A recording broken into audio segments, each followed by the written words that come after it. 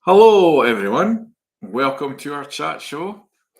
They always take a few minutes to log on, Lorna. So we'll welcome our guest, Lorna Cameron. How are you doing? Thank you, Derek. Hi, I'm doing great. How are you doing? Just wonderful. And it's actually had a bit of an awakening this morning when I woke up. And I remember it was running about this time last year. We had to sign on because we weren't getting work, COVID and stuff like that. Yeah. And our industry, we were classed as a luxury product. Oh. And that's like me and Angela were classes. We're luxury products, Angela. You know? And I thought, do we value ourselves enough? And that was in my head all day. Luxury. Our self-worth and value. You Yeah. know, if the universal credit classes us as a luxury product, do we look after that luxury product? And that's all about the new beginnings tonight. Because on tonight's chat show, we're talking about new beginnings and dumping negativity, Lorna. Mm-hmm. So, on your new beginnings, what's your view on new beginnings? Because there's always new beginnings. It's like- It is indeed. I know. Hold on a wee second. I'm just doing a wee technical thing. yeah, just get everybody who's out there to share it to their friends and whatnot. You just click on the page and share it to your pals. And we're going to have a good debate tonight on new beginnings and dumping negativity. We will maybe pull some cards or enlighten things later on near the end, but we're going to speak about, give you some ideas of some of the tools we've got as therapists and some of the products that we use to help us dump the negativity, Lorna. Yeah? Yes, indeed. Indeed. Right. Sorry, I'm just sharing this. Okay. Right. Right. That's me done, the technical part. Phew. And just relax to see we've got some people on just now. We've got Megan Stewart. Hi, Heather Lane. Good evening. Hi, Megan. Hi, Heather. Yeah, Right, and Derek, you asked me a question. Sorry, and I was busy doing some technical stuff there. yeah. No, well, it's like, what does new beginnings mean to you? Because in life we have a lot of new beginnings. It's like constant, isn't it? Yeah, I know. It's this rebirth, isn't it? It's this rebirth, and we have, for me, new beginnings is letting go of the past. Yeah, because although the past has made us who we are today, but a lot of us maybe have gone through trauma, maybe have gone through things that we don't want to keep reliving. So I tend to honour that with myself and others. We have to honour the feelings and emotions about that, but we don't want to keep ruminating about that. It's like we So don't do the victim all the time, do we? we It's like, don't, no, no, no. So it's about new beginnings that can happen in so many different ways, can it? New beginnings. But to me, it's about evolving, expanding, soul expansion. Yeah. And every time, and I feel like, if we go through a rough time, if we go through a traumatic time, there's always something we can learn from that. yeah, it's me. I'm Turn echoing. the volume down my phone there. All right. Sorry about that. Yeah, so there's always things to learn from that. So the new beginning is sort of shedding, like a snake, sort of shedding its skin. That's a good way Um, to put it, yeah. yeah, so the new beginning is a fresh new look at things. Yeah. I think Um, when we look at ourselves and where we've come from, both of us, we've been through traumatic times, change, yeah. and even the last 2 or 3 years has been awkward, frustrating, and new to a lot of people, like new to technology, like yourself, getting used to the Oh, Zoom, and yeah. it's all new to us. I So know. it's new beginnings. But tell us a little bit about yourself, Lorna, and why you're doing what you're doing now. It's like, All right. Yes. Thanks, Derek. Yeah. So I had gone through a period of time. I'd had a virus, I had a head injury, and I had a lot of emotional stress, and I ended up being bed bound. Um, well, it was for more than 5 years, actually, but two God. separate 2.5 years. And I'm talking about being completely bedbound. So I had about 15 different aids. I basically had to take a wheelchair from the side of my bed through to the toilet next door. So had a bath lift and all of that. So I had over 32 symptoms. My God. Yeah, so I had a period in between. So that was 1999, and then I had a period in between where I had to make some changes, and yeah, you know, and I improved. I had to make a lot of changes in my life and with relationships and my thoughts. That was a big one. And I sort of just started learning about myself. And I had 3 boys under 5 when it happened, so that wasn't so easy. But to cut a very, very long story short, I had always felt inspired to help others from a small child.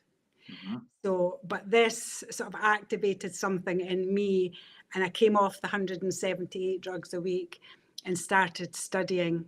That's how I was, 178 drugs a week. 178. Yeah. I thought I was bad at one time. I had about 30 in the cupboard. It's like, Yeah, that's how much, calculated. So with all the pain, there was a lot of pain, there was a lot of cognitive function. When I was in my bed, I literally couldn't read. I barely could speak, couldn't understand 3-letter words. Had to be in a darkened room. So I came off those drugs very gradually over a number of years, actually, because some of them I couldn't come straight off of. And I started to study. I started to study holistic therapies. So over time, I don't know if you want to know all of them because it's a lot, but you do. You want to? how long ago was that, Lorna? So 2004 was my first. So I started studying anatomy and physiology, and then I went on to do psychology, and then I went on to do philosophy, and Swedish massage, aromatherapy. And then I had a little bit of a health crisis again. And I had again got swine flu, again got a lot of emotional stress again, which I think is one of my biggest triggers. Do you think in your journey, and it's very similar to my journey, is how the emotions can affect the body? Oh God, yes, absolutely, 100%. Yeah. And you know, when people say, they don't say it so often now, you know, because there was a bit of a stigma against the type of illness that I had, and there wasn't a lot of knowledge about it. So I had to go through a lot of hell with the medical establishments, to be honest with you. But you know what? I learned from that, and I discovered a lot through that. I discovered a lot about natural healing, and there was a lot of emotions through that, and a lot of emotions that made my condition worse because I wasn't given the right support. However, I was built for this stuff, you know, so I was built for I it. find it hard when I see you and I've met you face to face, and you've been at some of our parties and stuff. It's like you tell me this story. It's hard to believe you were that bad. Yeah. You I know, know it's hard for me. Transformation. It really is hard for me to believe as well. And you know, do you know what? Normally, I've got a photographic memory. So to lose that, it wasn't just the physical, you know, not being able to move. It was the cognitive. It was not being able to understand what people were saying, forgetting who people were sometimes, like dementia type symptoms as well. And it was my mind. I felt like my mind was really disintegrating, you know. So it wasn't easy. It wasn't a case of just studying and then, you know, I went upwards and upwards and upwards. Oh my goodness, no. And I lost my life twice. I moved out my body twice, and that was my spiritual awakening. So So I remember at my worst state. So I had this comfort because I felt very alone. I was very isolated, you know, and I did have carers, and I did have a few people that really knew the extent of what was going on. So I did have some support. But a lot of people just didn't know what to do, you know. A lot of people just didn't know. See when you're at your lowest and you had that experience. I mean, I remember when I was in the hospital just after COVID, and I've had low experiences in the past before. And I had almost like an out-of-body experience like yourself, whether it was my mind or whether it was the drugs, I don't know. Yeah. But it's that awareness of being out of the body and feeling totally free. And I wasn't thinking of Angela, the kids. I just felt so light Yeah. and so refreshed in a way. And I just Mhm. imagined I flew out the hospital window. Yeah. And I was flying down and I was seeing like the wee cars at Loch Ness, and I was like, in my mind, it was real. And I said to myself, am I dead? Yeah. It's like, and before I knew it, I'm Yeah. back in the body, hot and sweaty. But you know what? See that feeling? I can get what you felt like. It was like there was something inside me saying, "There's more to this, and we're here for a purpose." And this is your new beginning, Derek. You know? Exactly, Derek. I know you weren't. Yeah, I was like, I felt myself up there, and then there was something leading up to that. Actually, I had this unicorn. Her name's Hannah. One of my spirit guides. She's a Pegasus, right? And I used to snuggle in, and I used to think, is this in my mind? Am I just making this up? Yeah. But I used to snuggle in with Hannah, and she would give me this comfort. And then this one night, I did leave my body. I'd had enough. And my goodness, all of a sudden, it felt like there was about 12 different beings in my room, right? And they were pulling me. It was like my spirit guides and angels were pulling me back into my body. And I was like, honestly, there was a lot of expletives, right? So I won't say them on here, but there was a lot of expletives. And there's no way I wanted to come back. I'd had enough. So they were like, no, so it's not your time yet. So, but the only thing I can say is about that, I was getting this like language that wasn't human language, but I understood exactly what they were saying. And I think that's what we experience as is obviously our psychics, our spiritual side, and guides kicking in. And I just want to say hello to a few people who've logged on. Yeah. Like Megan Stewart and Heather Lane, Charleston Johnston there. Angela's saying hello, so she's next door. And Megan Stewart. And I like what Megan's saying there. Damn, I need a wake-up call, kick up the ass, a new beginning. And listen, we all, even when we're good, sometimes we need that kick to bring us back down. Yeah. And I think that's what we're both saying through our spiritual experience as well, how we kind of woke ourselves up. And I remember when I was flying around, and I had it again this year when I was in hospital, seriously ill again. And I was quite serious. I didn't think it was serious, but they're telling me it was serious. Yeah. It's the state of mind. And I know that the mind or your higher self, your guide or whatever, your soul can heal itself. And we don't need all these big drugs and whatnot all the time, because attitude, we need to work with the NHS. I think you agree that we still need to work with, but there's so much, as we and you are both passionate about, Lorna, is on the holistic side that should go hand in hand with the NHS. That's the thing. And I as much as I knew it wasn't right for me in the end, and it did. There was a period of time where it was. I have to say, there was, I think at the very beginning I couldn't have done without. And I see that it's life saving. So I'm not poo-pooing it at all. I'm not poo-pooing any sort of conventional treatments in any way. But what I am concerned about is the overuse of it and the over-prescribing of it, and the lack of authentic data for people. So that's where I'm at with it. And I've seen that being extremely damaging, extremely life-threatening, and very dangerous. So yeah, that's as much as I'd like to say about that. But, on that, when that happened to me, that spiritual awakening, it was like they were doing surgery. It was like I was in ICU and they were doing surgery, and it was like spiritual surgery. And I was seeing them pass it. It was like being in theatre, like in, getting operations, and they were there for ages and they were doing lots of different things. And it was years before I actually really understood it. But what was actually happening was I had been taught to suppress a lot of things in my childhood. And they were lovely things. They were light-giving things. They were healing things.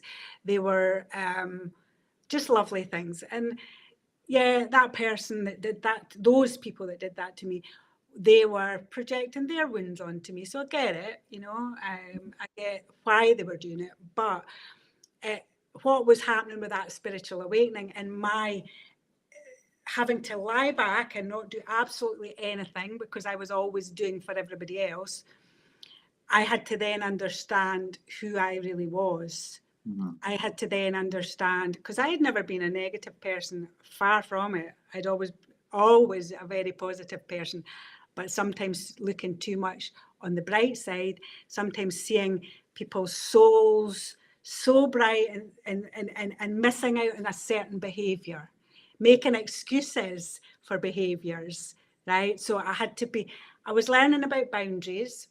I was learning about, really just learning about people and myself. I was learning about my spiritual side of things.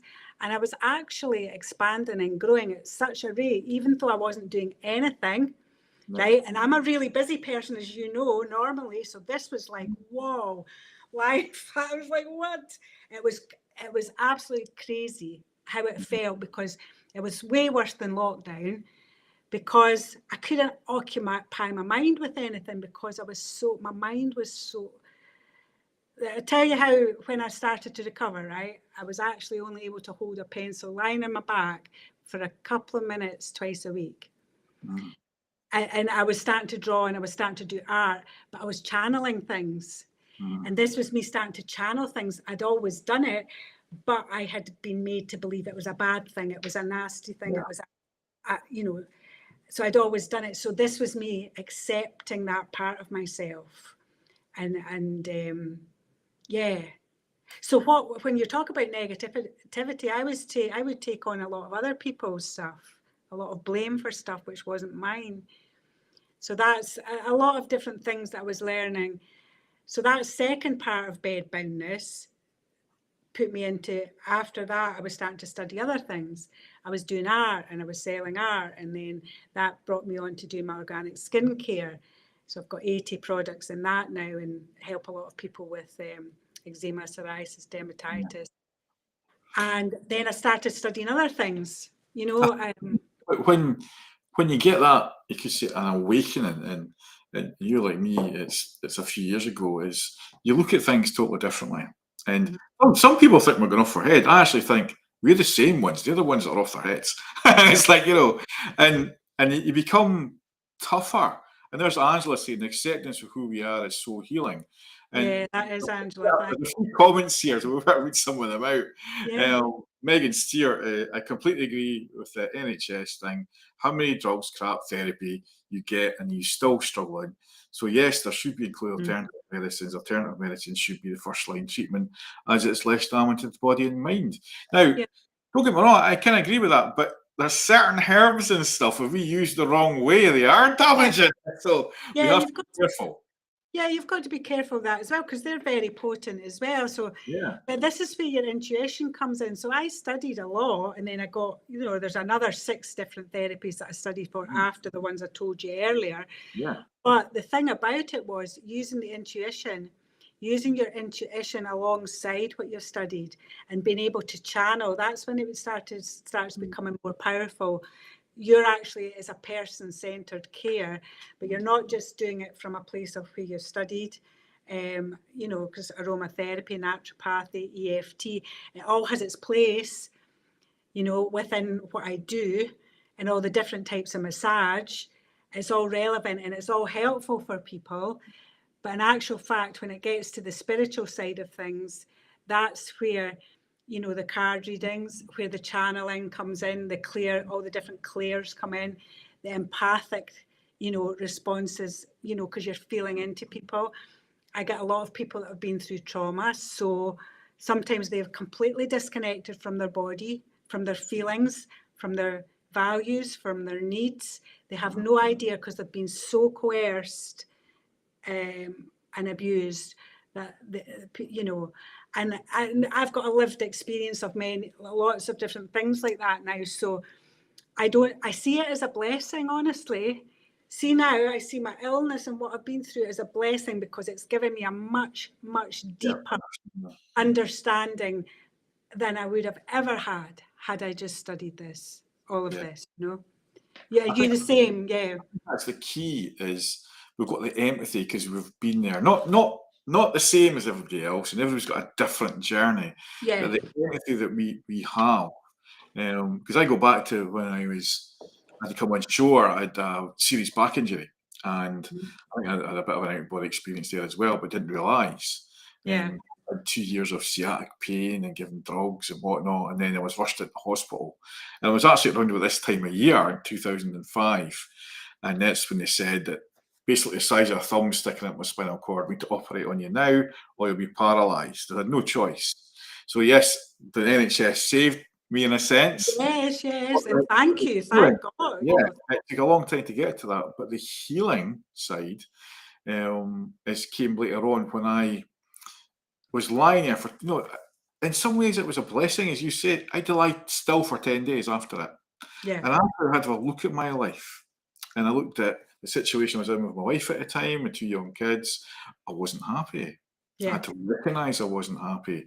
I yeah. wasn't happy in my work either, and I had to recognise that. And then I came out of there. I actually walked out because the ambulance came to pick me up, and I was so up, and my father was so shocked. You're walking like a week ago. You were lying there in your kind of like deathbed sort of thing, And I had to go in the ambulance lying down. I didn't want to lie down. No. And I got home and I was ready. I had to take my time, build up, and get the physio and stuff. You know what? I knew kind of like it was almost like somebody had just stuck something up my backside to get on with it, right? And I had the fire in my belly, and I went and This is it, the fire no, in the belly. it's This is that, the it's activation. that fire that it's Yep. kept me going ever since, and it's that.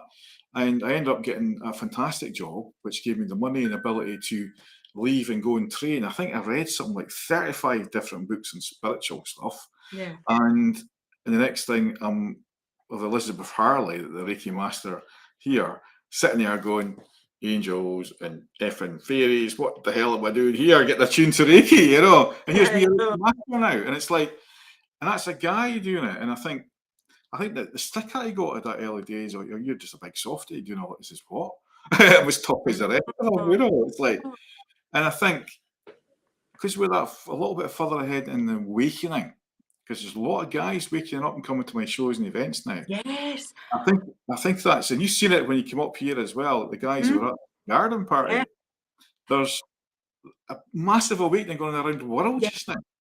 Well, honestly, see, the last couple of months, it's mostly been guys that have been coming to me and I think, thank you, men, for, stepping up. Yeah. And actually, because I know that it's a bit more difficult for men to deal with the sort of emotional side of it normally, and I'm not generalizing that at all in any way, but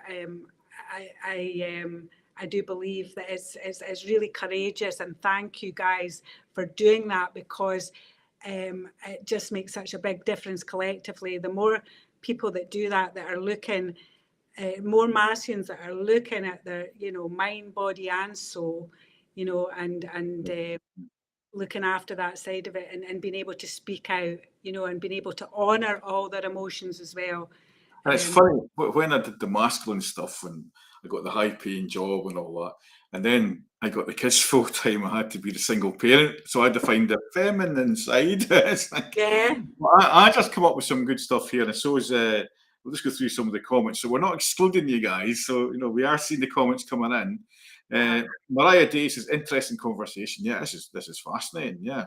As I said, accept who we are. It's so healing. But she's right. We are getting quite a few folks disconnected from their body, and it's good to have the help to restore them. And I also just saying, honesty of the self is part of the healing. I think that's what we both went through when we go through the illnesses, was the honesty, the having to look at yourself. Yeah, and I think you have to be able to accept there's parts of you that aren't so pretty, but it's not always, we don't need to identify with that, because actually a lot of it is what is conditioning. It's conditioning, and sometimes people have projected things onto you because there's transference and projection onto you, and sometimes as an empath that sticks with us, So it's not so much as I've got a mask. Look, this is my mask, right? I love And that. I'm just like, this is what it reminds me of. We could go for that one again. We'll make it big. Look at that. Some people put masks on, right, because they want to hide, they want to hoodwink people. Yeah. And they want to scam people, right? But other ones of us are putting a mask on because we're scared to show our vulnerability. We're scared to say, I'm struggling just now. We're scared to say, look, this isn't right for me. So I think when you get to the stage where you're actually, do you know what? It doesn't matter. I don't care what you think, actually. You've got your core group, right? You care what they think. You care what they think because their opinion's important to you. Yeah. But actually, there's a lot of people that put stuff on you and you think, no, do you know what? No, it doesn't matter what you think about me. You know, if you want to think that, then fine. But what Angela said, you know, about your true self. And sometimes it's difficult to find that. You've got to move a lot of things out the way before you identify with who you really are. It's hard going. I've just got this comment here from Megan, and so we're talking about Med. I thought we'd share it. And it's, I met my partner 15 years ago. I've always been super spiritual, and he is not. We've had really good conversations over the years, and he said to me last week, I think I'm feeling something more spiritual in a way. And I just smiled, and I think it's gave him a, that's give him a beautiful. hug. It's like, so that's Megan, really that's nice. brilliant. That's really good. And somebody asked about your links. I've got them in the butterfly there, on the trickler they call it. Thank you. There for your links, and we can share some more stuff later on about yourself later. Let's get back to the chat. But you know, getting back to the chat, and it's like, you know, next week I've got Elaine, who wrote a book on. See if I can get the captions to explain for next week. She's the feel good expert. Hang on. I did put up something. Next week's subject, yeah. This was people. Next week's subject, dealing with loneliness and get rid of the vampires and demons in life. Now, Elaine was the author of Cheerleaders and Vampires in Your Life. And this is similar to this kind of conversation. Yeah. And it's like the negativity, because we're on about dumping negativity. And the people drain us in our life, Lorna. You know what I'm saying? Is we've got to recognise that. Absolutely. And it's negativity. And when I like to think of it as transmuting it, because we don't want to keep going over and over negative stuff, but at the same time I think we do definitely have to look at what's going on there and understand it and honor that we have these feelings and emotions. Yeah. And then is mine's frozen at your end? No, it's fine. I've just changed the scale. We'll bring it back to normal. No, it was frozen on this here. I'm seeing myself on the left-hand side, but the one where there's the two of us, I've actually been frozen for about 5 minutes. But as long as you can still see me and hear me. But the negativity, yes, how to transmute it. I think I do this with EFT. And what is EFT? I know, but just to let our so it's called, the longer version is emotional freedom technique, and it's a fusion of ancient Chinese acupressure and modern psychology, and you use points, you tap on points, just from here up and then your hand. And basically what you're doing is you're accepting that we have these thoughts and emotions, but as you're doing it, you know, and I'm picking out words that a person's given me, and as you're doing it, what you're basically doing is creating a cognitive shift, because everything starts in the brain, everything starts up here. All our thoughts go down into our body, and that creates a physiological response, which then creates physical symptoms. So what we're doing, we're diffusing. Thank you. So we're diffusing. I tried to summarize it because there's a lot more to it, but what we're doing is diffusing this. We're diffusing these negative thoughts by actually becoming friends with them in some way, right? And then reframing. So don't use too much reframing, but using reframing, and every situation is different. So you know, what I'm using the tools within that, it can be so different from one person to the next, because it's not about sitting there as in what you would do in counselling and reliving all the trauma. It's not No. about. I think it's once we get, I always say, once we get to the root cause, now whether that's in a regression, in a counselling session, a life coaching session, and when we find where that learned behaviours came from, and it could even be past life stuff, and we did an amazing workshop this weekend on past lives, Yeah. and there was a lot of trauma, and it was like the 16th century stuff, and it was totally factual and amazing. I love that. Research, and all that stuff will hang on to for centuries, and we did the clearing. Yeah. We It makes such a difference. And you know, and people think, oh, we're off our heads, but you know, I think we've got to be experimental, and we've got to try these different methods. Now, remember that we are all highly trained in all these skills, but the difference between like myself and you and Angela and other holistic therapists who are kind of awakened is when you come in to see us, and it may just be for a reading, it may just be for a chat, you're coming to see people who are not just experienced on the psychic readings. It's not like coming to see a gypsy psychic. And that really gets on my, as you know. Yeah, we've got a lot of. And we often get people, come on, give us a card, give us a card. No, these chat shows are for used to learn from and move. We're giving our time free to help you wake up and learn. And yes, we will pull some cards when we feel like it, because we still love doing it, you know. Yeah. But is when people come in and we tune into we blend with their aura, right? We're picking up on some of the things that are around them, and we're putting it back to them. When they're talking to us, we put it back to them, and they don't like it because they have to see themselves in the mirror. Because the ego comes out all of a sudden. The ego's like, no, that's not me. No, or the fear. I remember the first time that I gave you it, and I was like, and we're bouncing off each other and experiences, and that's a wee while ago. But you see how there's Elaine Stewart just saying what we're saying is, I recently recognised my fear of confrontation, and I thought it could come from this life, but maybe not. And maybe it's so true. Yeah. Very often the fear of confrontation is, you know, well, we have to stand up for ourselves. And it's maybe just saying, look, I don't like that flavour. I don't want that bucket of crisps or something. And we don't. And we're saying, I would rather know that somebody didn't like what I was saying or doing or giving than let them taking it out. I'll just take it and not say anything. I'd rather they told me. Whether I was upset or not. It's like from the hip. That's me. I like people that are direct. I like, and it's not that I dislike other people, but what I mean by that is I like it when people are direct. Yeah.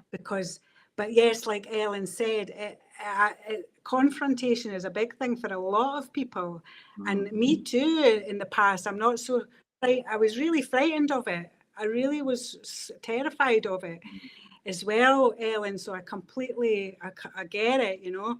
But like you said about past life, I take people through past life and inner child and ancestral clearing, and we're clearing the trauma from the muscles, the cells, the quantum field, the subatomic particles. So there is science there, and I'm glad that I've had that learning of science, but the mystical side of it, it gives it a whole new dimension for us, you know, that are doing that, because sometimes you can go through, Ellen, and what Derek was saying, in this life, you're going through your healing and you're sorting out certain things, and you're meeting all these soul families, you know, and karmic partners and twin flames and all of that. But sometimes you get to that stage where you think, why is this being presented to me time and time again? And you actually, by going back to that past life, which is fascinating, you and I both, Derek, it's absolutely fascinating when you're in a regression with somebody and it's amazing going back to 14th century, 16th century, and they're giving you this picture of everything that's there, you know, and it's like watching this movie, and sometimes you can just zoom in on that trauma, and that's why you've had to meet this person, that's why you guys are together, that's what you're transmuting. There's a little bit of this, there's a little bit of that, there might be a little bit of karmic stuff going on, you know, and how to help with that, you know, how to actually transmute it so that you're expanding, accelerating in this lifetime the best possible version of you, you know. But it's all our conditioning gets in the way. So when you're negativity, I sometimes just see that as conditioning, where somebody, your primary caregivers, through no fault of their own sometimes, right? Sometimes it's conscious, sometimes it's subconscious, right? So we're not going to make excuses for bad behaviour or damaging behaviour, but with the resources and knowledge and awareness they had at that time, right? They are usually doing the best they can.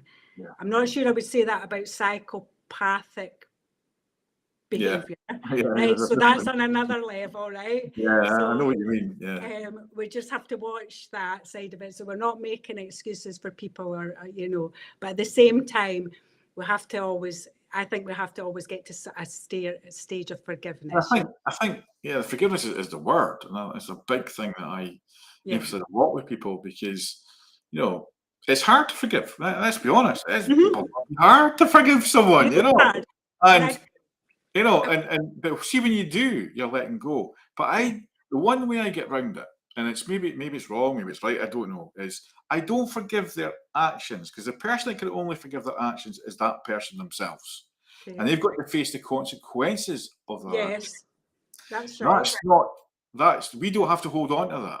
No. We can forgive the person, because you're like me. We always see the light in people who are bad. And it's like, when people come to my shows, they're very negative, very, how you say, they have a go at me. I love it, because I love the banter, because I came from that macho trade union background where people would slag me off anyway, Right, and I can take that and I just accept it first, but I give my point of view in a nice, kind way, with love. Because if you put it back with hate and anger, it comes back with hate and anger. So I always send it back with love. And I remember sitting and there was negotiations with Shell and BP, the catering companies, and I'm stuck in the middle, because I'm the one that's organising the strikes and stuff offshore.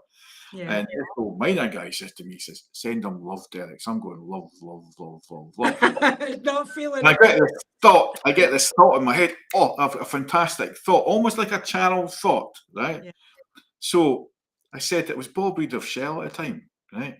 I says, I put my hand up. I says, I bet we can agree on something. He goes away in a tangent. I'll never agree with you. And I says, I bet at lunch we can agree on something.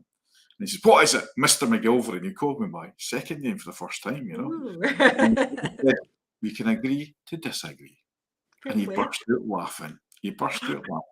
Cool. Yeah, that's it. And I think, why do we have to get angry? It's the same with all this fighting in wars and stuff. And it's like, I just don't get it now. I used to be a bit of a typical guy. I love shooting, I love cowboys and Indians, I love the war films and all that. But see, now it's like, why do we need to fight? It's bad enough watching Rangers and Celtic on a Saturday if they're playing, That's as close to fighting I ever want to get, I don't like fighting, and I don't like. I find like if people raise their voice to me, I shut it out, because I find it's, the louder you get, if you're getting angry, the louder you get, the less I listen, to be honest. But I'm not innocently saying that I've never shouted at somebody in my life, because to protect myself, I'm not saying that I've never been angry. I prefer not to be. I don't think it's humanly possible to never get angry, but because I think there's a protective thing in there. But I think you can channel your anger in a very creative way. Use that fire in your belly. So injustice makes me it does. I can feel injustice making me angry. I can feel when people are getting abused, there's an anger rises up in me, but I don't use it to destroy anybody or anything. I've got a drum, right? I use my drum to get it out, because it's a physical, like I was saying with the EFT, it's actually a physical, it's an energy that you need to get out. So I do a dance, like a tribal dance, right? Or I do my drums, because there's been rage in me. There's been rage in me, not just from how I've been treated, but for how others have been treated. I totally get that, Lorna. One of the things that, being an ex-chef and loving food, right? Yeah. One of the things I do when I get angry is I eat. Yeah. It's like I don't know what to do with myself, but I've learned to accept it, and I've learned to deal with that better. and I do Mm. the tap in or I do something else, go for a walk. It used to be smoking. I used to have that fag, you know, that was Yeah, good. me That's too. 25 years ago. So it's like when we look at ourselves and we look at our anger, how we deal with stress and what in our situations is the habits that we do to overcome them. But this is where the CBT comes in, the cognitive behavioral therapy. It's like the alternatives.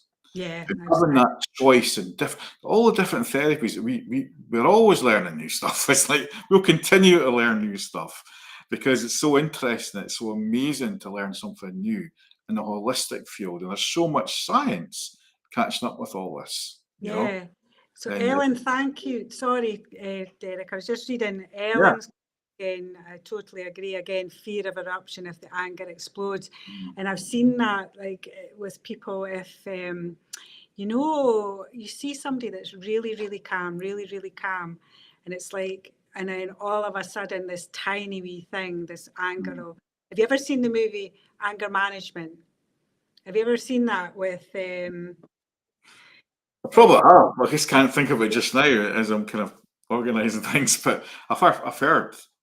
I've Yeah, done a lot of anger management stuff anyway, because it was yeah. we work in that field. There's a bit in that about, there's a bit in that with, gosh, I'm trying to think. It's Jack Nicholson. Sorry, my mind went blank there. Yeah. Jack Nicholson's one of my favourite actors, and he's brilliant in it.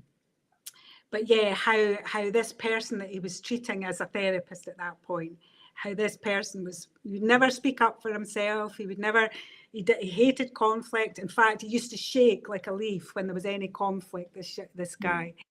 So he was teaching them about anger management, but he actually made him angry. He just deliberately made him angry to do it so that he could get over it, And there's like, Ellen, there's, I think what happens is sometimes we get conditioned to, I believed anger from what I went through without going into details, anger meant attempted murder and where I came from, right? So I was terrified of it, terrified of becoming angry.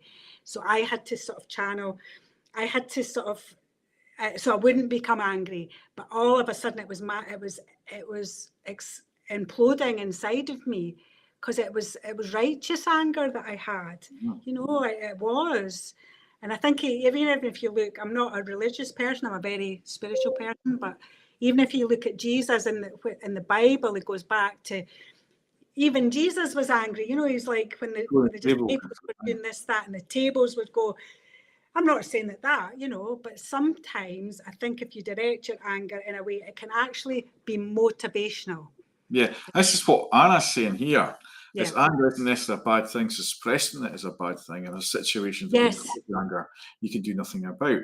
And I think when I've got angry or worked up, and especially at work, it actually makes me work harder and better. Sometimes it motivates me.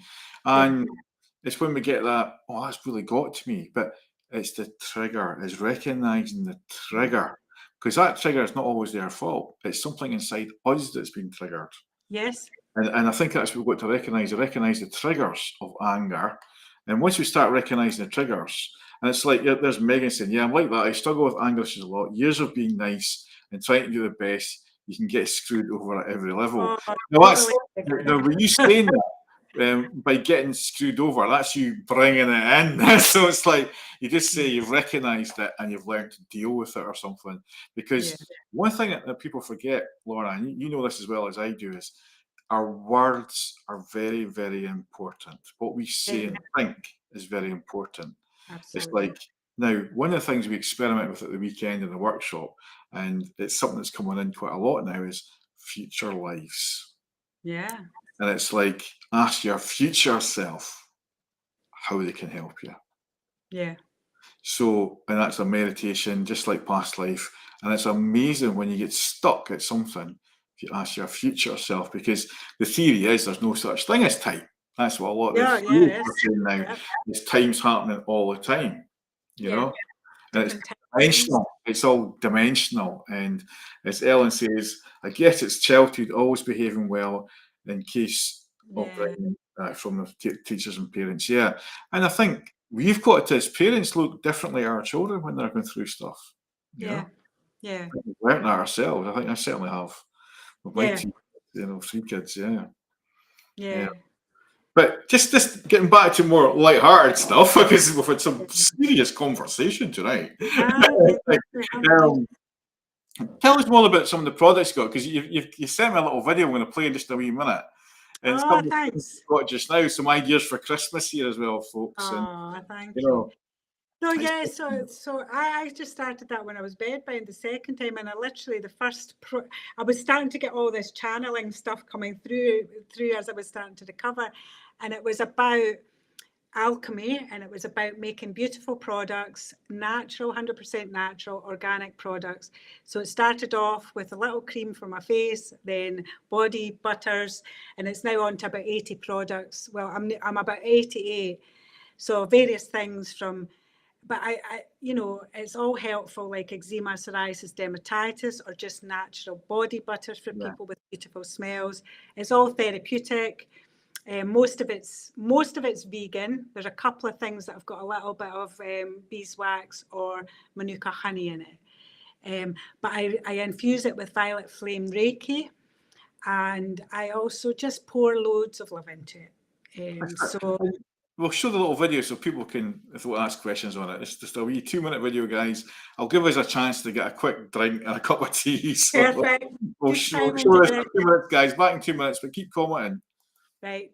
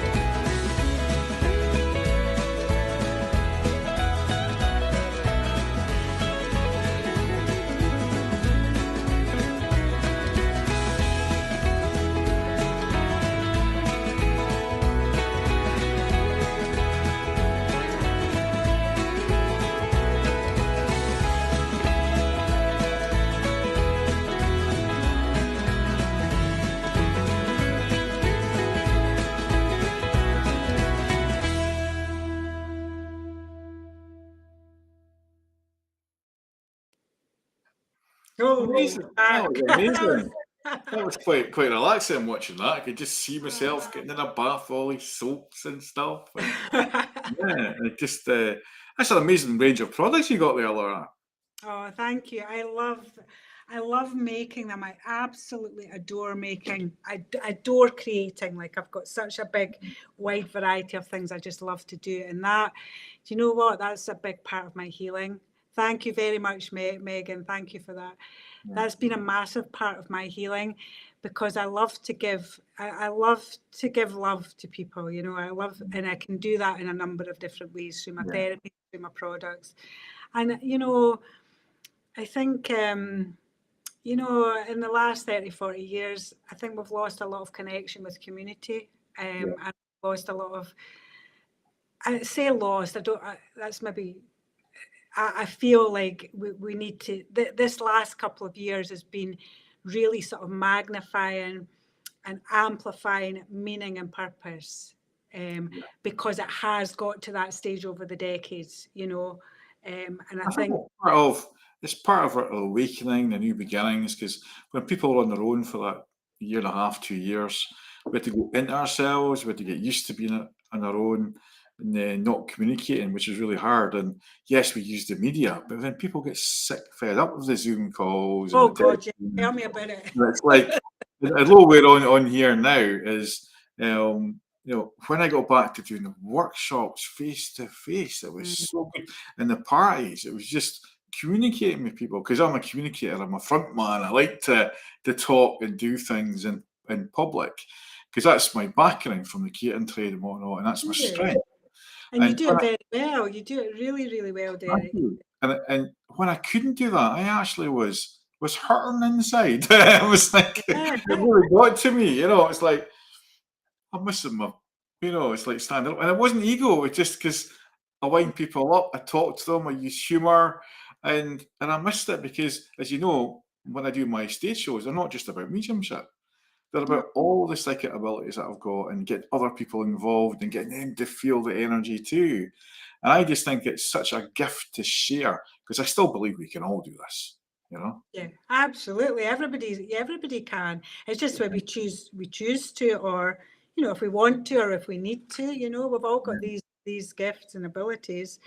But yeah, I when lockdown first started, right, I had just founded the Flourishing Well, which is a holistic wellbeing charity for people experiencing financial hardship. I just founded it in the February, Derek, right? Went for our first lot of funding in the July. In 4.5 months, I had organised 352 one-to-one sessions and group workshops. For me, now I'm not saying that like just, but what I mean by that is having to go onto Zoom, and all of a sudden I am not, I don't actually fare that well with electromagnetic radiation. So it was frazzling me, 3 times. So I had to again find that balance, and ground myself, and get to nature and use my crystals, my lamps and stuff. But I think, going back to negativity, right? I think a lot of negativity comes from lack of connection. Actually, honestly, true connection with self and others. And I think when we feel loved and supported, oh my goodness, we pretty much see love and miracles everywhere. And I'm not talking about this in an airy fairy type of way, but when we truly feel completely loved by ourselves and others, and we're supported, I think you just see so much positivity. It's funny you say that, because I had a wee post with my miracle cards. I came flying out my bag this week. It's moved the wrong way around there, but it's there. Miracles now, and it's like, as you were talking, I just pulled one out, and it says, the qualities I dislike in others are disowned parts of my shadow. Well, interesting, considering what we've been talking about tonight. Yeah. And it's so true. It's like, there's a lot of triggers. There's probably something I didn't like in myself, and I think when we recognise that, we can move on from it. Triggers, I see triggers as healing catalysts. Yeah. And if we can see it that way, because don't get me wrong, some triggers are really horrible. Like you really feel a lot of physical symptoms. But if you can look at that and bring it, just see it, not be scared of it, just see it as, this is a healing catalyst. I've got to go through this. I've got to recognize stuff, and I've got to learn something from this. And then you're starting to have a different frame of mind, because negativity comes from the mind, goes into the body, and creates all sorts of havoc in the body, because it's not a natural state, Yeah. And I just changed the camera ring, so it's, I think, like the mirror view. And it's like, I pulled another wee one there, and we're talking. It's like, when I move my body, and they were talking about the body, I bust through all that blocks me from my true health and vitality. Now, that's, and you see that there. It's so true. And it's like, I think what I've learned about all these different holistic therapies that I've been doing and had, between the Reiki to the access bars to the psychology stuff that I do, the NLP, is everything starts with a thought. Yeah. And I always say to people when they're developing, it's the first thought that matters, you know. And if you're thinking negatively and you get that negative thought first, it creates more negativity. If you think positively, it just creates that wave, you know. Yeah. And Megan's saying there, I think you're right there. I've been in the past 10 years pretty isolated from people, and I've been so disconnected from others, and I'm pretty negative at times. And that's when you wake up in the morning, you're negative. It's a crap day all day, Yeah. you know. Yeah. If you wake up and you feel negative, you have a positive attitude, you get out, you smile at the mirror. Even if it's a fake smile, you still smile and laugh at yourself smiling because you're feeling miserable. And if just that's the fact that you're moving your lips to smile at yourself and make faces at yourself, that cheers you up. Exactly. And it's prioritizing things as well, and values and things like that, I think, as well. You can, you know, what is valuable to me. And I had to learn that when I was in recovery. And it was, honestly, it wasn't just uphill, it was back and forth and back and forth. And sometimes I'm like, going swimming for 3 minutes was the start of it for about 6 months. That was all I could do. And I thought, what is the point of this? You know, that negative mindset would say, what is the point of going in this hospital transport to get to there, to get hoisted in, to do 3 minutes of exercise? Like, what is the point of that? Because it took more out of me to get there than actual, you know. Yeah. But there was a big point in it, because now I can swim an hour at a time. Like, you know, and I can do that quite a number of times a week. So, you know, there was a point, and to get over that negative mindset, and that, you know, when you're feeling down, when you're feeling that there's no hope, it's not so easy, but there's always something if you look at, and there's always somebody worse off than yourself, always. So I build on that. I used to build on that when I felt really low, when I felt like I didn't want to be here anymore. I used to build on that feeling of, you know, I'd go back to that mindset and look, there's always somebody worse off, right? And also, like, what can you see that's positive in this? Like, what, you know, think about how far you've come. And even if you don't feel like you've come far, that you have, you know, if you move out of that negative mindset, you can actually say, well, wait a wee minute, actually, I used to, and now I can, and then you actually start to roll on that, you know, you create a whole new reality with it. Yeah, and I think this reminds me of a little story. I did a triathlon. I was about, so I was chairman of football club, so it was about maybe 10 years ago. And I was getting over my back injury and stuff, and I was getting really into fitness and stuff, and I was really enjoying the mountain biking out in the hills in Fort William. So I did the mountain biking. The swimming I wasn't very good at, so I was behind everybody else. And then I had to do the run last. It was only a 5K run, but I was determined not to be the last person home, right? So I overtook the person that was ahead of me. It took a lot of effort, and I did that. And then I got to the finish line, and just before I went over it and said, I actually felt sorry for the one that was last because I want to overtook, and I ran back to make sure that she finished as well. You know, Sweet. I went, okay, I've achieved my goal, but I felt, no, I've got to go back, even though I was totally knackered, and encourage that other person just to go over that line because I knew she was struggling. And I think, even though we'll have these determination, anger, and just getting that through it, I am not going to be last, right? Yeah. Even if I was last, you know what? It wouldn't have really bothered me.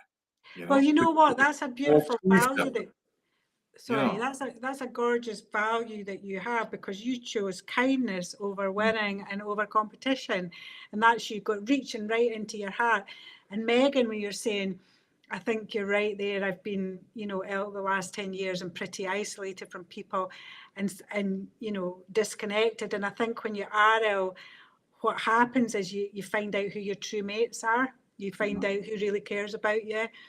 And, you know, you can build up certain, you know, things in relation to that. You can build up, you know, feelings in relation to that, because sometimes people let you down, you know, and you can disconnect from love. You can disconnect from yourself. And I did it, you know, I did it too.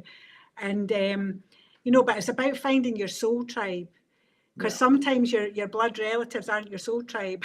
Well, Sometimes, yeah. and you evolve through soul tribes as well. So sometimes your 20s and your 30s, you're not, you know, when you get to your 40s, you've evolved.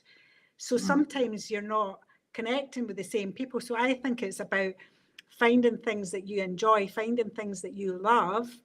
And if you want to, join a group with other people and connect with them, but I think it's about connecting with yourself first, your authentic self, and finding out what your values and needs are, and then you can connect with the right people. You know, people that boost you up. You know, not people that pull you down. People that love you, people that care about you, your true friends. They want to see you successful. There's nothing they like better than that. But sometimes we have to go through people that don't. True, authentic, successful people, and I've met them, and rich guys and guys that have just been successful in their field.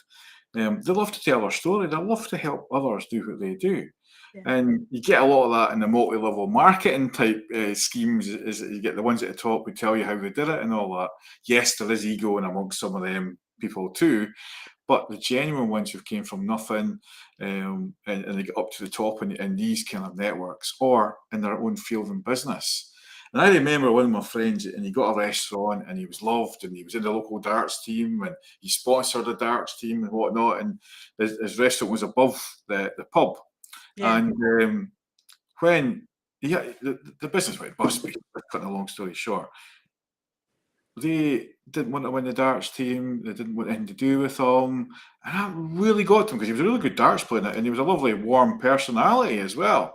And I remember him telling me that story, and that really taught him a lesson. And it really hurt him, because when I had the money and everything, and it's like, I worked hard, and I love my darts and all that, and I love meeting people. When I lost it, nobody wanted to help him. Yeah, I know. And that was his wake-up call. And then he went on to own a pub and four different flats and all that sort of stuff. And he became very, very successful. It motivated him to actually, the failure turned into a success. And I think when we get that lesson that fires us up, and that's a trigger, that was his trigger. And we get triggers to say, like, well, you'll never be any good at this. And, I've been 15 years in this game now, and I'm still here. And it's challenging at times, like the COVID times, and like yourself, and it's like never ending challenging, because we are running a business as well as a therapy centre, and you've done really well. And I think I'm picking your brains for the charitable status and stuff and all that stuff. And we're going down that path now. We're creating the Soul Retreat. But one of my passions, and I'll give us a wee break again in a minute, is my life coaching.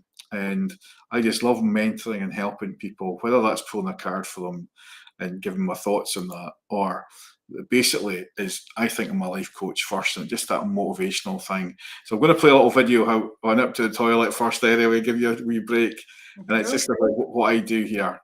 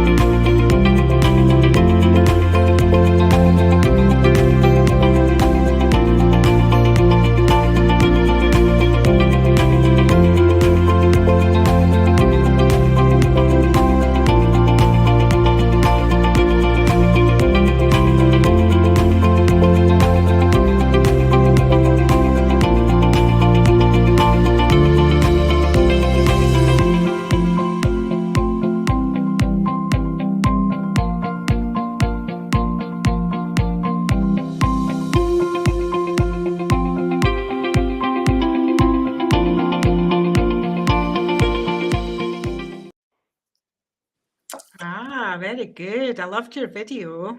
I just love the butterfly at the end, because that's all about change and transition. Yes, brilliant.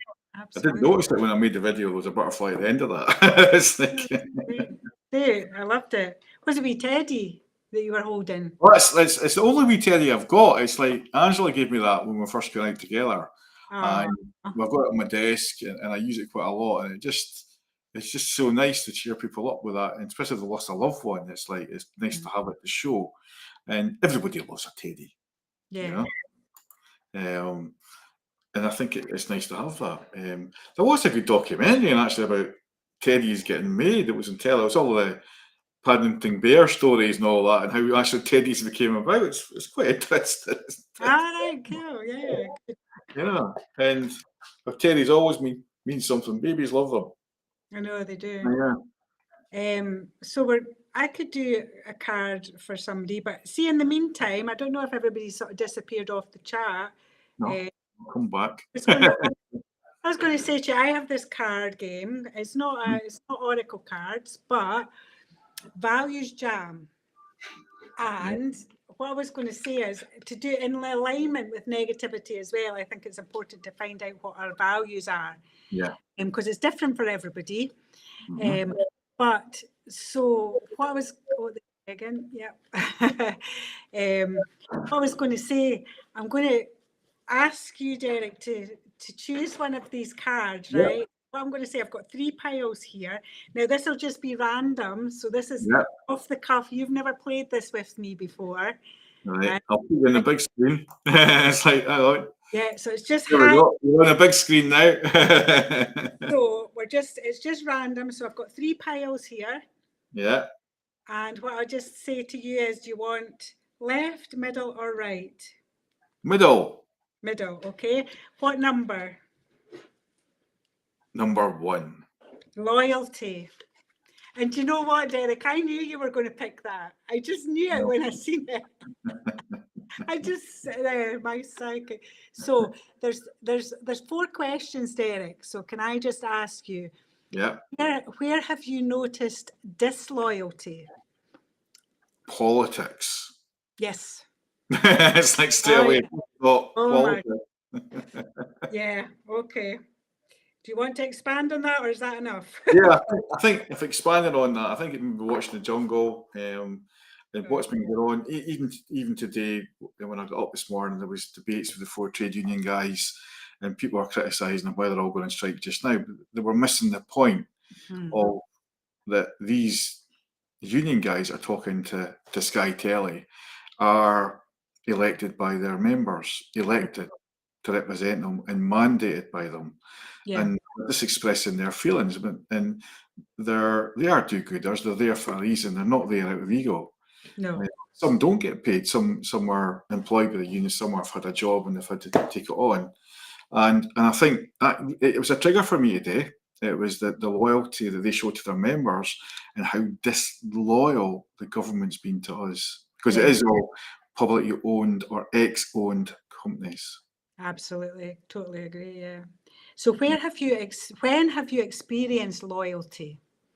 Experienced loyalty is like, and my wife and Angela is the loyalness and standing together side by side, and my close friends, as we're talking about earlier on, is a loyalty, and also I would say a lot of my clients who've been loyal and supportive as well. That's really important to me. It's not just friends; some of my clients, you Yeah. know. And loyalty is one of my core top up there values, core Yeah. values actually. It means a lot. How could more loyalty improve the world? I think it's that being more authentic and loyal to yourself is the Yeah, key, the perfect. real key. And I think that's lacking. In some ways, and people criticise me for this when I was watching Matt Hancock in the jungle. I kind of got drawn to the guy. And was he being authentic? I don't know. Hmm. But I they don't watch. all said, and I watched the whole lot of it, they all said he was a good campmate. Was he? Oh well, he's got No. a lot to make up for, I have to say. So Yeah, definitely. I agree with that totally. But it's we'll funny just how it's like 2 different guys. And I've seen good and bad politicians up there. yeah. And I've seen like John Prescott, because I knew him quite well, and I've seen people before and what they were like before they got into that position of power. Yeah. They were totally different before they got into that position of power. So you wonder what corrupts them. Why aren't they loyal after that? You know. There's a lot of corruption, isn't there? So this is what we're purging. I think we're purging a lot of this over the last few years. It's really coming up, bubbling to the surface, and to clean out all that sewage water, so we can have a pure way of living and being and treating others. You know. Yeah. So can you ask your own question about loyalty?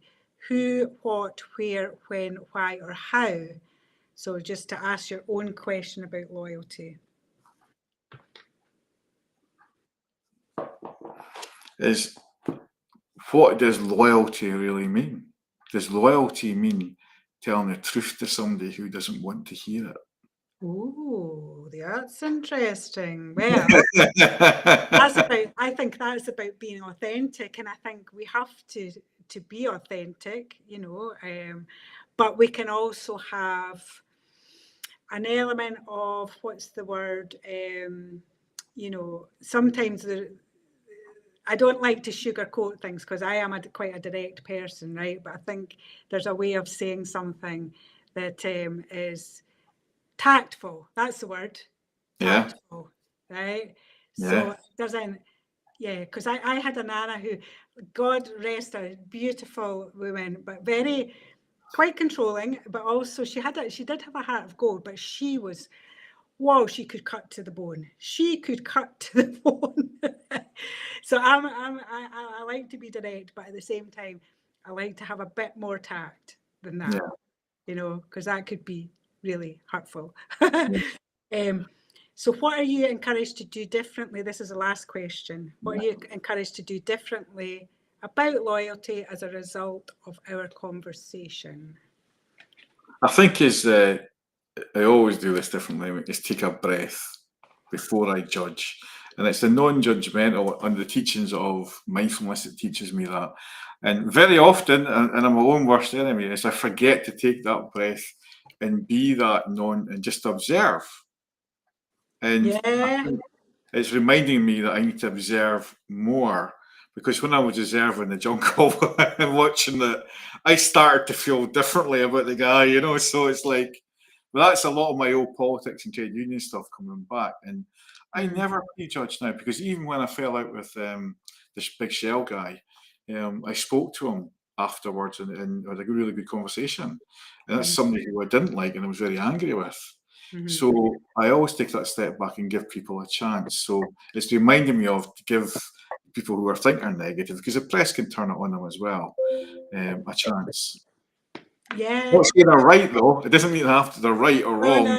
No. But yes, give them a chance. You know, that's part of the forgiveness side of it.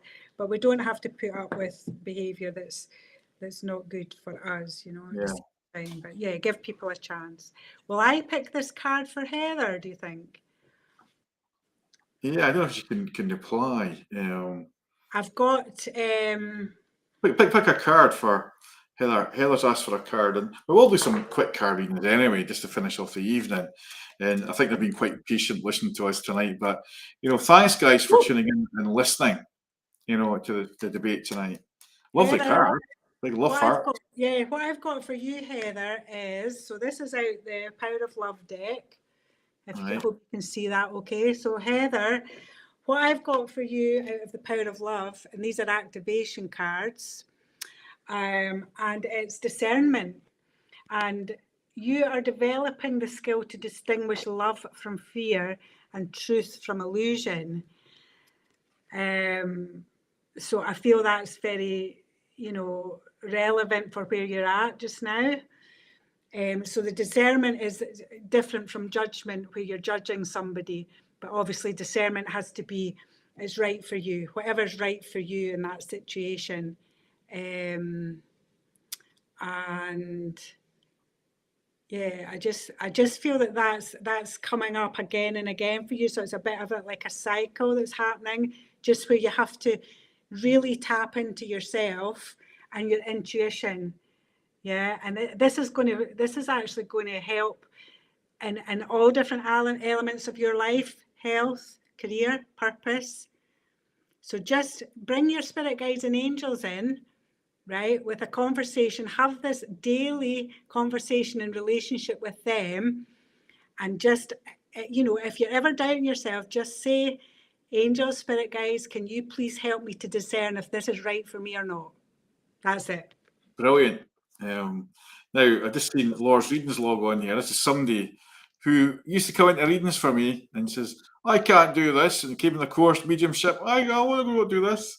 And she is now doing it, and she's doing a fantastic job. And it's great to see you succeeding out there. So, but before her, I've got Chloe. Is it Chloe? I've lost the place here. You're welcome, Heather. That's okay. Chloe. I'll pull a card for you. Now, I have got Abundance Angel cards here. They're lovely cards. And the card I pulled for Chloe there is a gratitude list. Lovely card. It's really, really colourful. Look at that. Oh. And it's counting your blessings and feeling gratitude for what you already have helps you be centered in your heart instead of being fixated on worries in your mind. So I do feel you got a busy mind, Chloe, and what and who are you grateful for right now? Keep focused upon gratitude and keep focused upon and you'll discover the amazing generosity of the universe. Now, very often when I'm doing a reading and with big tarot cards, as you know, I get the wish card come up straight away. And that's the nine of cups, I think it is, isn't it? And it's like the genie's going there, what do you want? Tell me what you want. And very often we don't know what we want and need. And I feel that a little bit with you, Chloe. Sometimes we've got, not quite sure which way to go, and it's be more direct and maybe use some of the discernment of some of the stuff that's going around you and be more direct. Because that's what giving gratitude is. Give thanks to what you've got. Even if you don't like it, give thanks to it. Even if that job you don't like, you don't. We give gratitude that's paying the bills for you just now. And then you can change things and put it out there. Because the universe is waiting for your response. And it's very black and white, the universe, isn't it, Lorna? Yeah. I've got Ellen there. You can pull Ellen if you can, because Ellen knows me quite well. All right, Ellen. So I was looking at Megan there, but we can do, that's Megan's after. Oh, sorry, did I miss that? No, it doesn't matter. We'll get Megan next. It's like okay, Ellen. I am choosing one. I feel drawn to choosing one from the Soul's Journey here. And this is again a medium, James Van Prague, who does these cards. So I'm just going to choose. So we've got empathy for you here. These are lovely. They've got nice mandalas on them. So we've got empathy now. I am open to seeing both sides of a situation. Okay, so that is, I think there seems to be some sort of troubles went on, and it's about having empathy for that person. But also you're quite empathic yourself, Ellen. But this has brought up a few triggers for you. So it's been a bit more difficult, I feel, with this set of circumstances. So it's just about feeling back into this empathic person that you know that you are, and just making sure that that's where you're coming from. So it's more about, I'd say this has definitely come out, it's more about you feeling this, and this is going to help with that situation. Absolutely help with it, because this trigger, as we said earlier on, is definitely a healing catalyst for both parties on this situation. So it's just about, if you show this empathy, it's a particular person and it's a male, as I'm getting a masculine energy, if you show this empathy, you're going to get it back 100-fold. Okay, but you need to be the leader on that. He needs to see that first, and then he'll return it. Yeah? I'm saying nothing because I know our situation, but I'm just so spot on. Okay. Just on Megan, and why would you a joint one here? But when talking to her, I pulled the card for you, Megan, and it's so relevant to this time of year as well. It's a lovely, lovely card, right? Abundance cards again, right? and look at that lovely angel sitting there, and the deers and the reindeers and stuff, and the apples as well, and the birds around it. And it's like, it's safe for you to receive. The more you allow yourself to receive, the more resources you have available to share with others. Open your arms to receive and be the conduit for good coming to you, and through you, it blesses the world. So, and I've seen a question that you should come and see us and whatnot. It's up to you, be drawn to come for the right reasons. And as you come and see me, we open the door to people like Lorna and other people as well. You don't just come and see me, you come and see my network. Because if I can't help you with a certain situation, I know somebody who can. It's like, and that includes Angela next door to me as well. And I get people coming in, problems with babies and stuff, or menopause, going, Angela. It's like, Yeah. and that's what it should be like. Is even if there's another psychic out there that might be more empathy or something similar to them, I'll put them to that person. No, sorry, I was just recommend. Okay. It's all right, Angela. She thought I was actually shouting her there. Yeah, she's in next door. So we've got Lindsay McDonald. Does she want one there? Lindsay. So I was drawn to pick out the Angels and Ancestors cards for this one. So that's Kyle Gray's one. So I trained with Kyle for about a year. After I did my Reiki, I trained with Kyle, and I got attuned to another 12 archangels through him. And I did card readings and lots of other things in that year. So that was good. So anyway, I don't know if you know Kyle. Have you met Kyle before, Derek? No, I would like to meet him. Somebody would like to meet him. Inspired by him and what he's done, and we need to meet him one day. Yeah. I know, he's brilliant. He's just got that great sense of humour as well. You would get on great with him.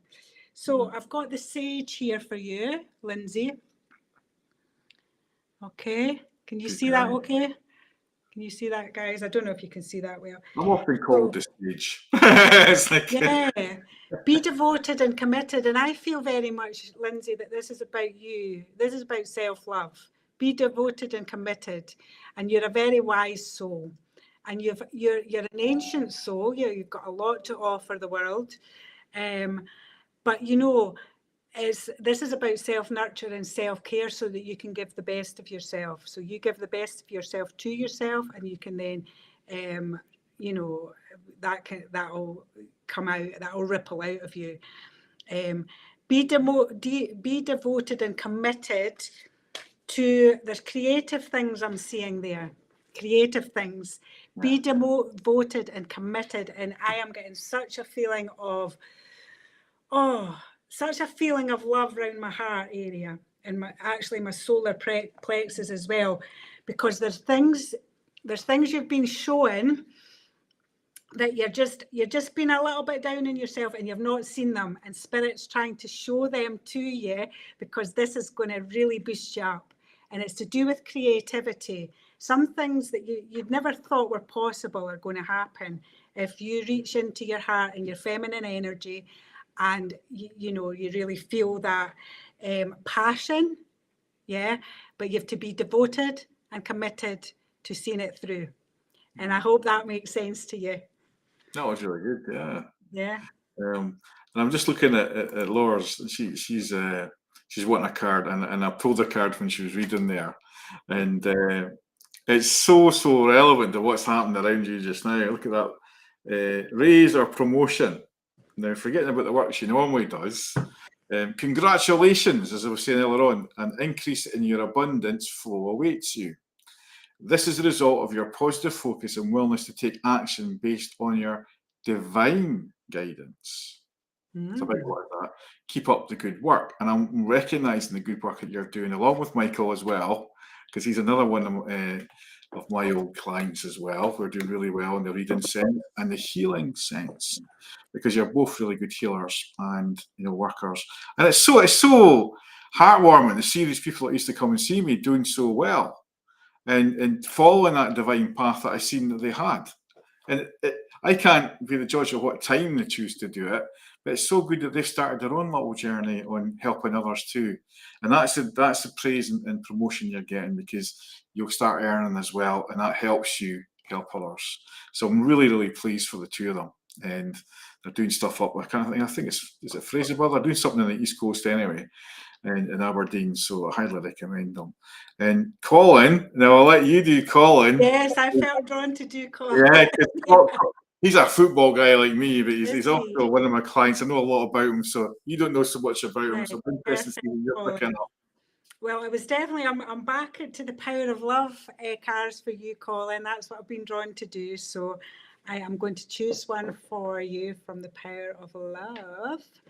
And we've got trust here. Oh, interesting. And you know what? We've actually got two, and they've come out as two. So I'm going to take them as two, right? So, yeah. So trust is that one here. Okay. So you have a strong connection to your soul's loving voice and have faith in your intuition. So,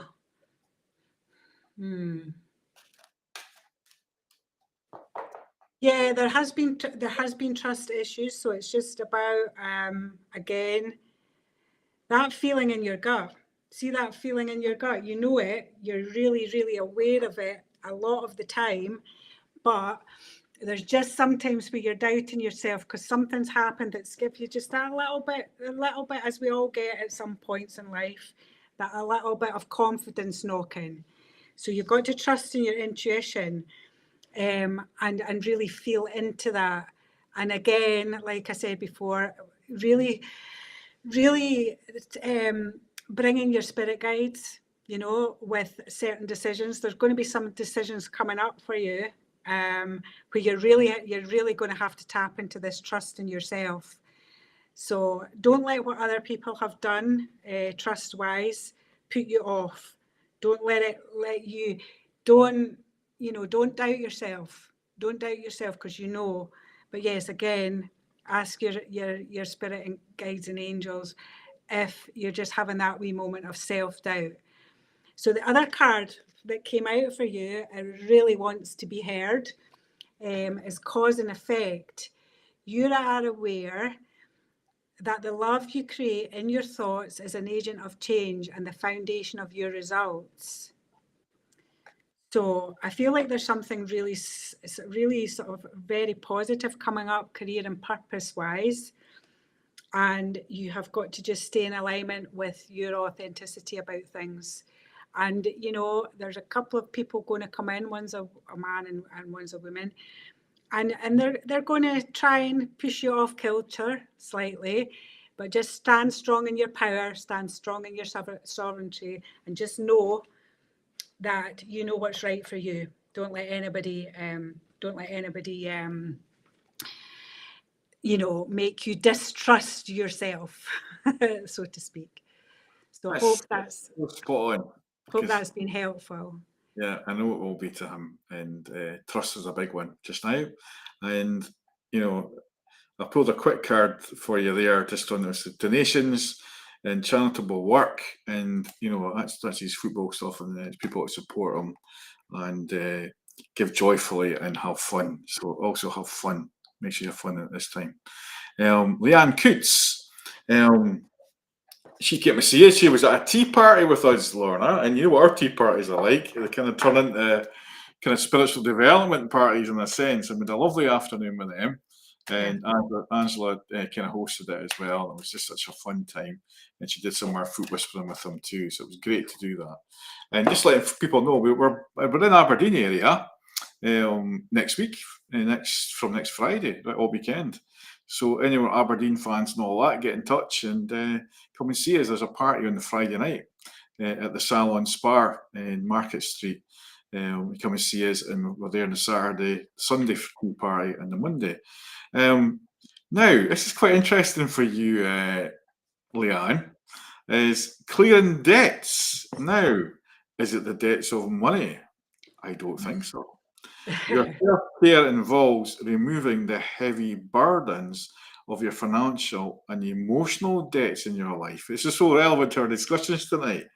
You already feel lighter and freer just by facing this topic and making a plan to clear present obligations and avoid future ones as well.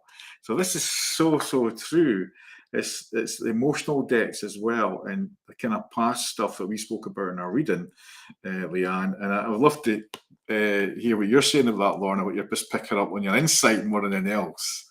Into that, because there's lovely colours there. She's a very spiritual person as well. And on top of that, kind of unicorn or horse or something, angel horse, lovely kind of colour. So she's a very colourful person anyway. So Leanne, I've got an acceptance here, and just as I was picking that card, I was getting a real emotion about it. I was really getting an emotion. So that's me empathically sort of feeling into something that's been going on there. Acceptance, you're ready to release control of a situation or people and lovingly embrace the rhythm of life. And that's about moving more into feminine surrender and actually, letting go of the attachment. So we all have expectations. I don't believe that we can actually get rid of expectations, but what we can do, we can get rid of and let go of the attachment to it. And by doing that, because sometimes if we're too attached to something, and I've learned this myself over the last sort of 3 months, as you know, Derek, in a certain set of circumstances, having to let go of an attachment, because once you do that, sometimes it can repel it if you're too attached to it, right? So once you do that, once you let go, then it goes in with the natural rhythm of things, and it will come back to you. Whatever's meant for you will come back to you. So by letting go, you're doing yourself a good service. You can put the action into it that you need to put into it, but there's that allowing. It's the law of attraction. You have to allow it so you can manifest it. You do what you need to do, right? And then you allow it to happen. Yeah, it's great. Now, Megan, I'll get back to you with the last one after this, and Lorna, you can do that one, because we forgot to do each other there because I jumped to Colin. No And this is she could say an associate, a friend, or whatever of calling this one, Gabriella. Now, positivity, Gabrielle. It's like positive faith and optimism. Because I know sometimes that you do get down and frustrated with things. You open the doorway to positive experiences and opportunities with your positive expectations and energy. Do not allow negative energy or temporary setbacks to interfere with the path that you are on. Keep your faith and keep going. And I know you've got decisions to make and things coming up in the love life as well and in business. But let's not get caught up in the negativity of the moment and what's going on around the world, because I've always said Gabrielle is very sensitive, and sometimes the negative she's feeling is not the negative of herself, it's of other people. She's a hairdresser, and it's quite common. They're just like us. They're in front of a lot of people, and they like to tell their life stories to us, and sometimes that can affect us personally. And Gabrielle, I think that's been happening with you, plus all the other stuff that's going around you, and it does affect our lives. And it's the not grounding and not protecting. And that's why I'm passing on to Lorna now for that. Because, you get a lot of women coming to see you in a client sense. And I feel when we get people coming in who are basically moaning a lot, and they come in and just let off, we're the receiving end of that. Yeah. So I'm called to pick a Power of Love card for you, Gabrielle. And gosh, it's trust again. Trust has come out again. I promise. So trust for you. And trust. Trusting each other. Sorry? I've said trusting each other, because that's Colin and Gabrielle are very close. That's all I'm saying. All right, okay. So trust again. So you're showing each other, you're mirroring, you're mirroring this. And it's, you've both had experiences in the past, so it's difficult. It's really, really difficult to trust when people have broken your trust. But you know what? It says a lot. It says a lot when you can come out of that and learn to trust again, and actually know that, if you're both bringing your best selves to the table, then this is in relationships. I think if you're bringing your best selves to the table, you can trust that things will go well. I love them both. It's like, there's Megan. We'll change it to Megan now before we get too All serious. right, Megan. So I've got for you, it's the Keepers of the Light cards again, Kyle Oh, Gray. okay. The Keepers of the Light. It's just beautiful colours and really, I'm feeling such a warmth in my heart, Megan, about what you do and the way that you conduct yourself in life. So I've got this one for you, and it's the White Eagle, ancestor spirit. Connect to your lineage. A family wound or pattern can be healed now. And I feel that you've been transmuting a lot for your ancestors, actually, Megan, and that you have been through a lot. You really have. But you know, you are actually you've got such a strong sense of justice, and you've got such a strong sense of doing the right thing. Yeah. And sometimes you struggle when you see other people not doing the right thing. But again, I suppose we've got to allow other people to follow their path, and if necessary, sometimes we can, with discernment, have that wee chat with them.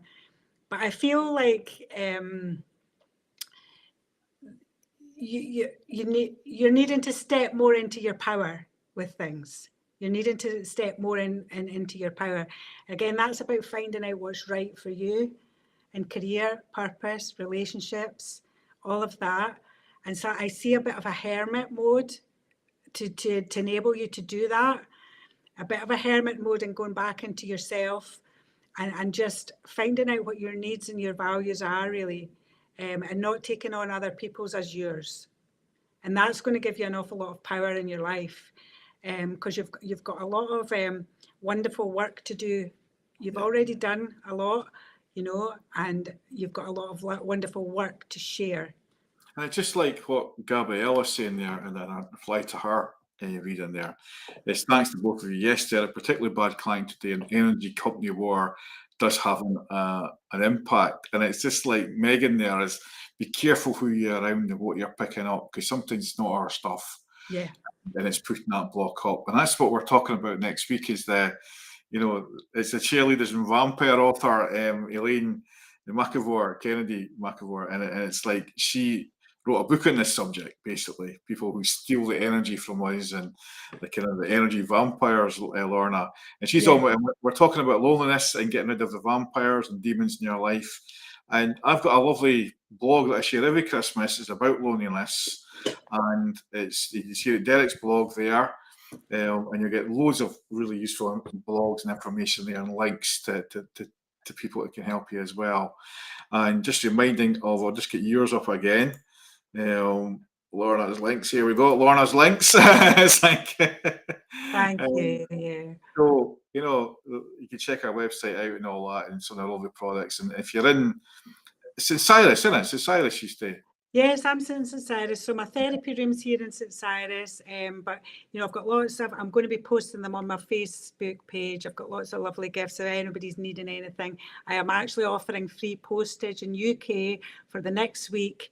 So if anybody would like to order anything through that for a gift, I have gifts for babies, men, children, adults, male, female.